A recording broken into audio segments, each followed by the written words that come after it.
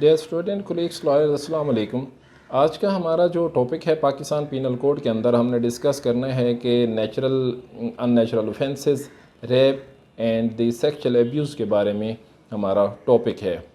Pakistan penal code के अंदर जो डिफरेंट ऑफेंसेस हैं उनके अंदर पनिशमेंट डेफिनेशन के हवाले से हम डिस्कशन कर रहे हैं। और इसके अंदर आज का जो टॉपिक है पार्टिकुलरली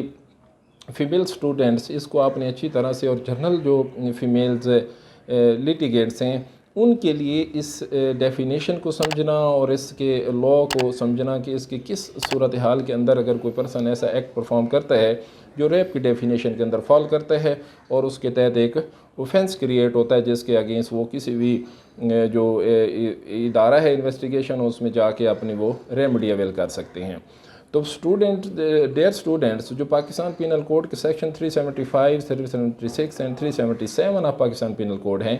इनके अंदर जो अननेचुरल ऑफेंसेस, रेप और सेक्सुअल एब्यूज़ के बारे में डिस्कशन है। तो इस डिस्कशन को आपने इंग्रेडिएंट्स को अच्छी तरह से राइट डाउन करना है और नोट करना है और उसके बाद सर्टन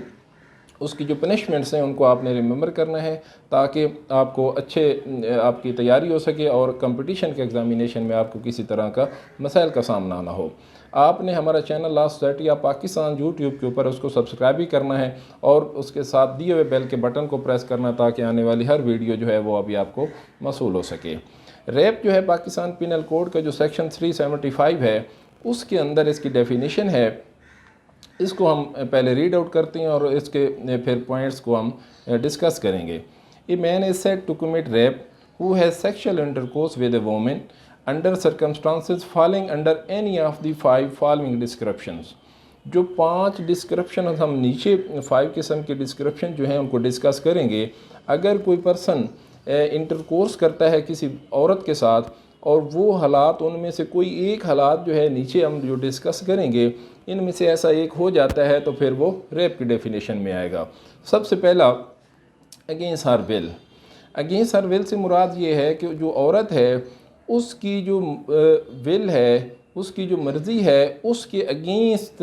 जो है उसकी मर्ज़ी के ख़िलाफ़ अगर ये करते हैं, उसकी विल जो है, उसकी जो तलब है या उसकी जो है आम रूटीन की लाइफ है वो इसको नहीं चाहती और उसके अलावा भी अगर कोई मर्द ऐसा एक्ट करता है, उसको इंटरकोर्स करता है तो वो भी ज़ना की और रेप की डेफिनेशन में आएगा। उसके साथ उसका दूसरा पॉइंट है without her consent. Consent basically रज़ामंदी है, मर्ज़ी है, और अगर उस इंटरकोर्स के अंदर औरत की रज़ामंदी जो है वो शामिल नहीं है तो उस सूरत में वो भी ज़ना के एलिमेंट के अंदर आएगा। अब रज़ामंदी जो है, रज़ामंदी को डिफरेंट उसको हम देख सकते हैं कि रज़ामंदी आया कि इंटरकोर्स के लिए किस तरीक़ा से हासिल की गई, कैसे हासिल की गई, वो उसके अलावा इंग्रेडिएंट के अंदर आ गया कि अगर उसके अंदर उसकी रज़ामंदी शामिल नहीं है कानून ने कहा तो फिर भी वो रेप के अंदर जो है वो फॉल करेगी। थर्ड इसके अंदर है विद हर कॉन्सेंट। यहाँ पे उसकी कॉन्सेंट शामिल है, बट कॉन्सेंट कैसे ली गई? When the consent has been obtained by putting her in fear of death और ऑफ हर्ट। दूसरे के अंदर हमने कहा कि उसकी रज़ामंदी शामिल नहीं है। तीसरी ग्राउंड के अंदर ये है कि जो इसका इंग्रेडिएंट है कि रज़ामंदी तो हासिल की गई लेकिन रज़ामंदी उसको खौफ दिलाया गया मौत का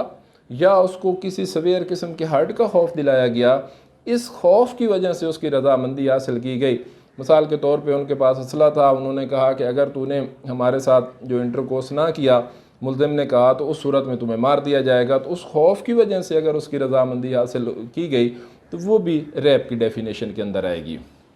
उसके बाद इसका फोर्थ जो है वो है कि विद हर कॉन्सेंट, उसकी मर्ज़ी इसके अंदर भी शामिल है लेकिन उसके अंदर कंडीशन थी कि when the man knows that he is not a married to her and that the consent is given because she believes that the man is another person to whom she is or believe himself to be the married। मर्द जो है उसको पता है कि ये मेरी बीवी नहीं है लेकिन औरत को यही पता है कि ये मेरा खामिद है। गलत फहमी की बुनियाद के ऊपर अगर मर्द ये जानते हुए उसके साथ इंटरकोर्स करता है कि ये मेरी बीवी नहीं है, ये कोई और औरत है, तो उसके अंदर वो जो मर्द ऐसा अमल करेगा तो औरत को बेशक नॉलेज में नहीं है, उसको पता नहीं है कि ये मेरा हस्बैंड है, उस सूरत में अगर उसने इंटरकोर्स किया गलत फहमी की बुनियाद पर भी तो वो भी रेप की डेफिनेशन में आएगा।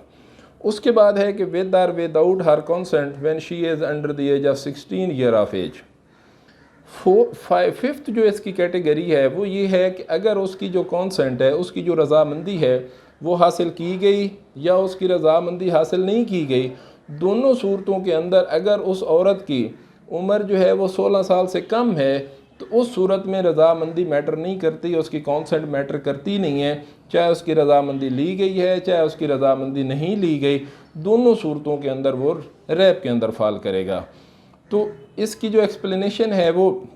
इम्पोर्टेंट है, जिसके अंदर ये है कि penetration is sufficient to constitute the sexual intercourse necessary to the offence of rape. सिर्फ़ और सिर्फ इंटरकोर्स के लिए पेनिट्रेशन जो है वो ज़रूरी है और उसके बाद ये रैप जो है वे इसका ऑफेंस जो है डेफिनेशन के अंदर वो कॉन्स्टिट्यूट हो जाता है। अब जो रैप की डेफिनेशन है सेक्शुअल अब्यूज़ के हवाले से ये है कि इसके अंदर एक्सप्लेन ये करना ज़रूरी है कि कुछ मर्द जो हैं वो आए रोज़ मौजूदा सोसाइटी के अंदर ये अलमिया है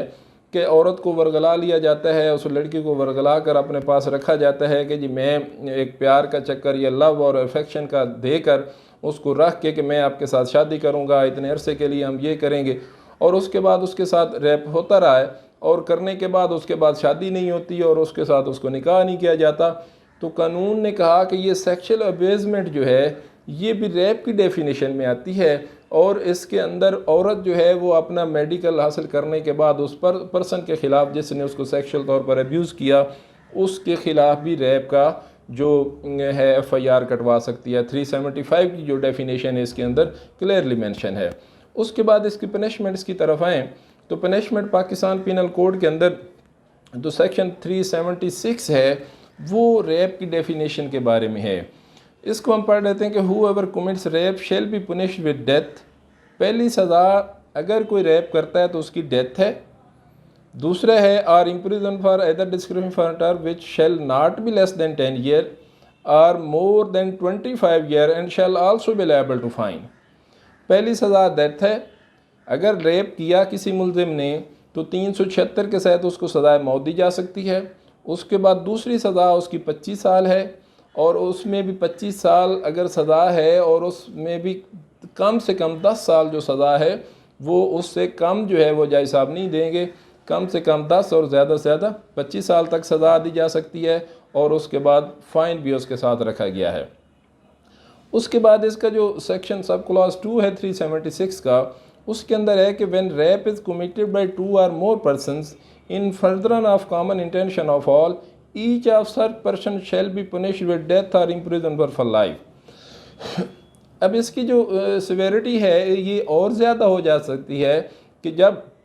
कानून ने कहा कि अगर रैप करने वाले मुल्ज़मान एक या एक से ज़्यादा हो गए तो उस सूरत में हर एक को अलहदा से सज़ाए मौत और फिर दूसरे हैं मुल्ज़मान तमाम को उम्र कैद तक की सज़ा दी जाएगी। अगर मुल्ज़मान 2 या 2 से ज़्यादा हों और कॉमन इंटेंशन है, उनकी नीयत एक है और उसके बाद वो रैप करते हैं तो उस सूरत में 376(2) के तहत उनको उम्र कैद की सज़ा या सज़ाए मौत की सज़ा, इन दोनों में से कोई एक सज़ा जो है वो हो सकती है।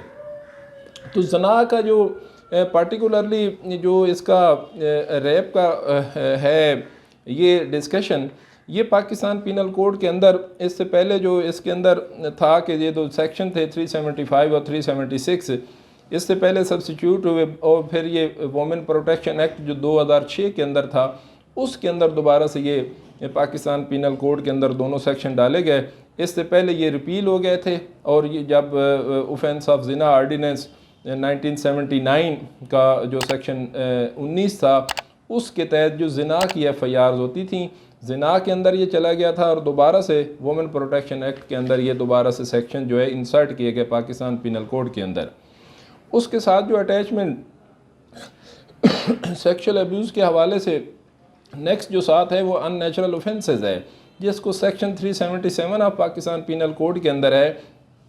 कि whoever voluntarily has carnal intercourse against the order of nature with any man women और animal shall be punished in imprisonment for life or with imprisonment at a restriction for term which shall not be less than 2 years or more than 10 years and shall also be liable to fine। अब जो Pakistan penal code के अंदर कुछ section तो ऐसे हैं जिनके अंदर एक अलहदा से डेफिनेशन का जो जनरल क्राइटेरिया है वो पहले सेक्शन के अंदर डेफिनेशन होती है, उसकी एक्सप्लेनेशन होती है, उसके इंग्रेडिएंट्स होते हैं, और नेक्स्ट जो उसका प्रोसीडिंग सेक्शंस होता है उसके अंदर उसकी पनिशमेंट नॉर्मली बयान की जाती है। जबकि 377 पाकिस्तान पीनल कोड का एक ऐसा सेक्शन है जिसके अंदर ही उसकी जो ऑफेंस है, उसका जो एक्ट है, उसकी डेफिनेशन बयान हुई है, और उसी के साथ ही कि अगर ऐसा एक्ट करेंगे तो उसकी ये सज़ा है। इसके अंदर ये इसी तरह है कि अगर कोई पर्सन किसी भी इंसान के साथ या किसी भी जानवर के साथ अननेचुरली तौर पर जहाँ से उसका ऑफेंस कंस्टिट्यूट होता हो, किसी आदमी के साथ, किसी औरत के साथ या किसी जानवर के साथ अगर ऐसा अननेचुरल ऑफेंस करता है तो उस सूरत में कानून ने कहा कि उसके ख़िलाफ़ जो है उम्र कैद की सज़ा हो सकती है या उसको 10 साल तक जो है वो सज़ा दी जाएगी। लेकिन 10 साल की सज़ा, उसमें से 2 साल से कम सज़ा भी नहीं दी जाएगी। तो 3 किस्म की सज़ाएँ का पनिशमेंट का क्राइटेरिया इसके अंदर आ गया। पहली लाइफ इम्प्रिजनमेंट है, फिर उसके बाद 2 ईयर मिनिमम है और मैक्सिमम 10 ईयर है, और उसके साथ फ़ाइन की पनिशमेंट भी 370 पाकिस्तान पीनल कोड के तहत जो है वो रखी गई है। इसकी एक्सप्लेनेशन की तरह भी इसी तरह है कि पेनिट्रेशन जो है वो सफिशेंट है to constitute the carnal intercourse necessary to offence describe in this section. Pakistan penal code के 376 की तरह 377 के अंदर भी ये ज़रूरी है कि पेनिट्रेशन अगर कर दी तो उस सूरत में 377 जो है पाकिस्तान पीनल कोड का जो ऑफेंस है वो कॉन्स्टिट्यूट हो जाएगा। तो ये जो 2 सेक्शंस हैं, 3 सेक्शन 375, 376 और 377, इन तीनों का जो सेक्शुअल अब्यूज़ के हवाले से विद इम्पॉर्टेंट है। इनको अच्छी तरह राइट डाउन कर लें और याद कर लें इनकी पनिशमेंट्स और इंग्रेडिएंट्स। और इन तमाम वीडियो को देखने के लिए हमारा channel law society of Pakistan जो है ये लाजमी सब्सक्राइब कर लें और साथ दिए हुए बेल के बटन को लाजमी प्रेस कर लें ताकि आने वाली हर वीडियो आपको मिल सके। इसी गुजारिशात के साथ मैं आपसे इजाज़त चाहता हूँ। अल्लाह हाफ़िज़।